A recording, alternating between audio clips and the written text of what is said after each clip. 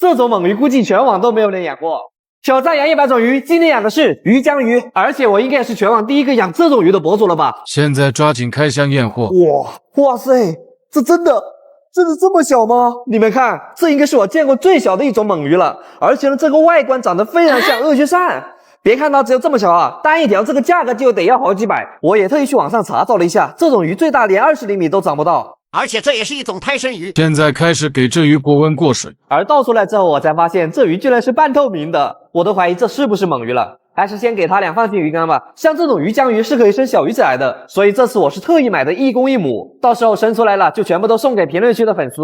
而且呢，这种鱼公母也非常好区分，这种鱼鳍下长长的就是公鱼，这种鱼鳍短短的就是母鱼。